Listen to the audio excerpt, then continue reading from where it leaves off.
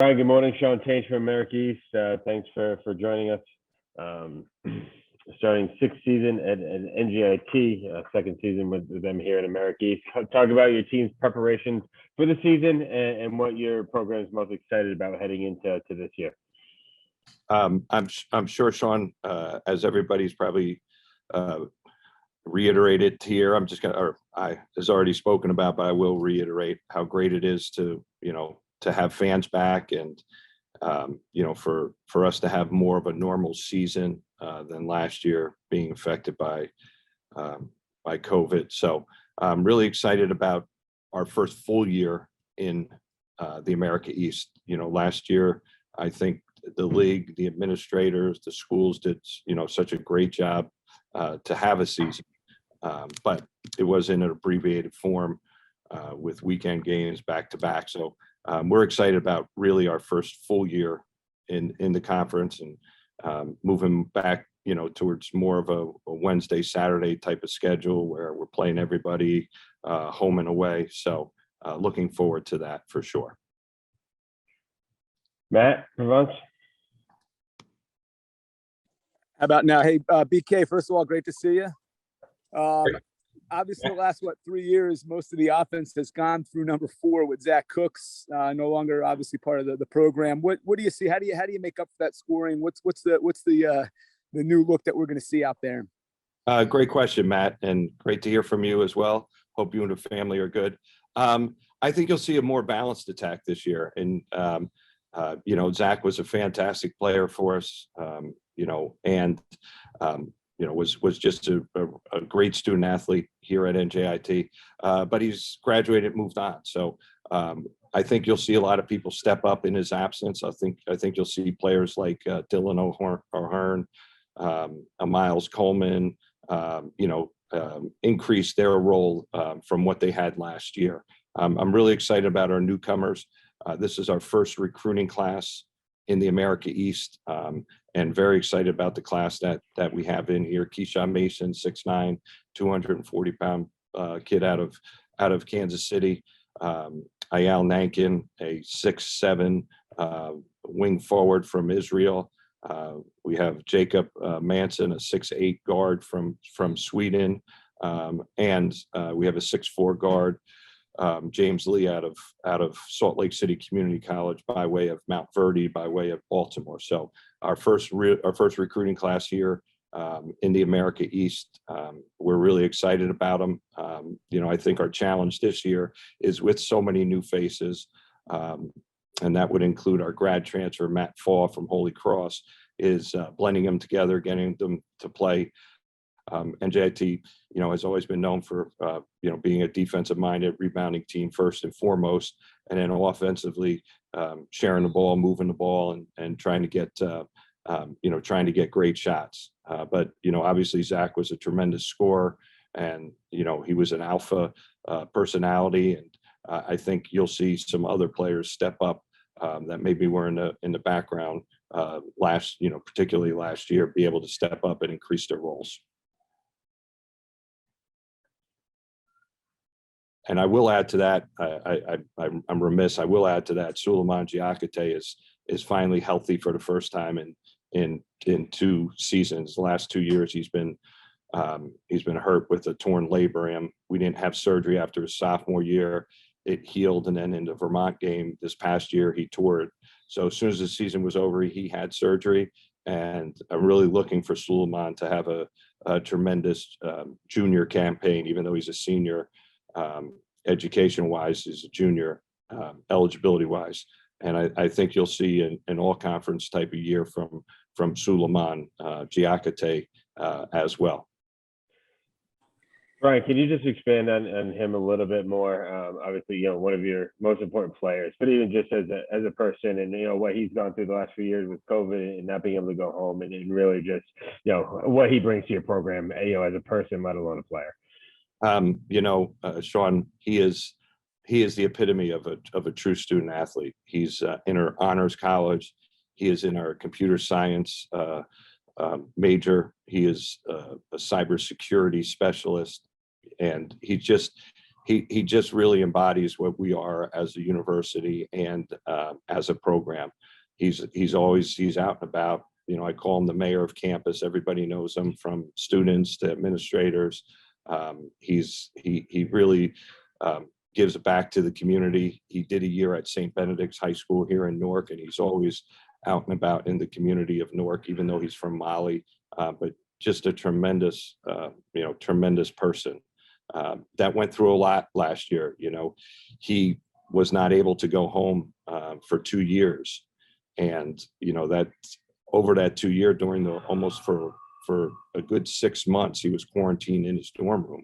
So while everybody else from March, the beginning of, or in the spring, the beginning of the COVID, everybody went home, he was not able to go home. You know, he and Kel de Graaf, another one of our players from Rotterdam, were stuck in the dorms all through the summer. They couldn't travel home.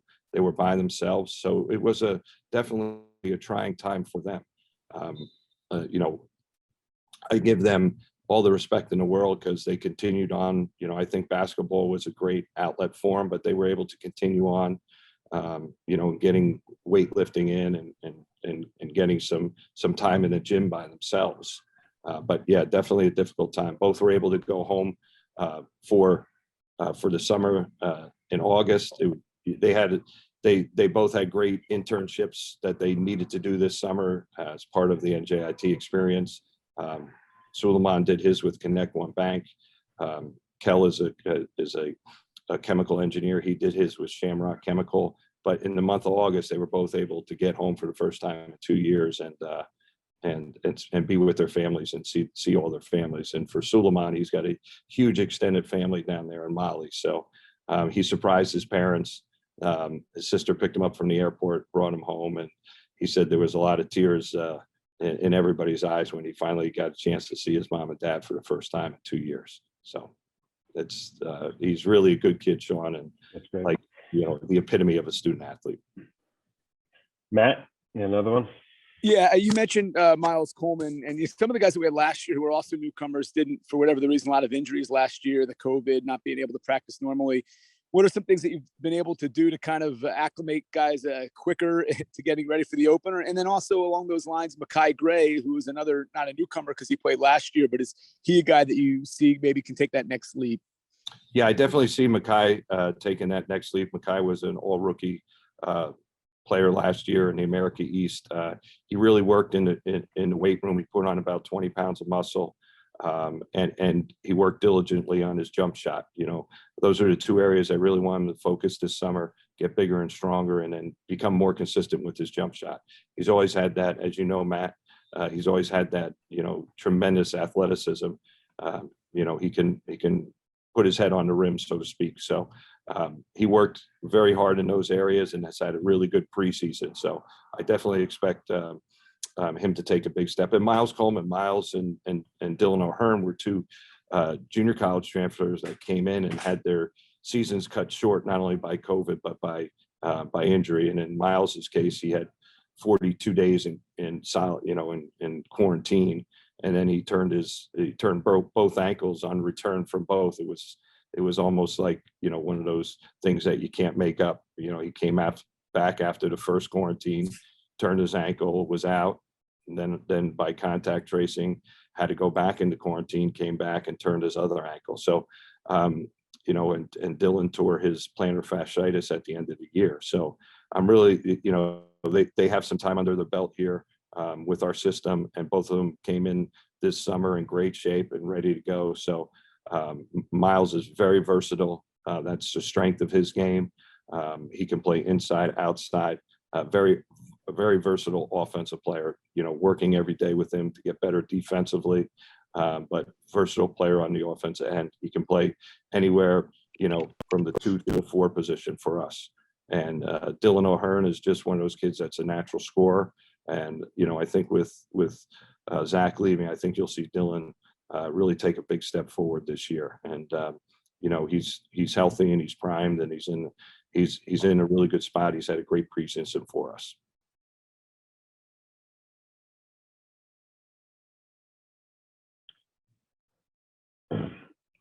Coach, last question that we've been asking everyone. what's it going to mean to get back this season and play in front of your fans, and even in play in front of fans in the road? Just a different energy getting back in buildings after last season.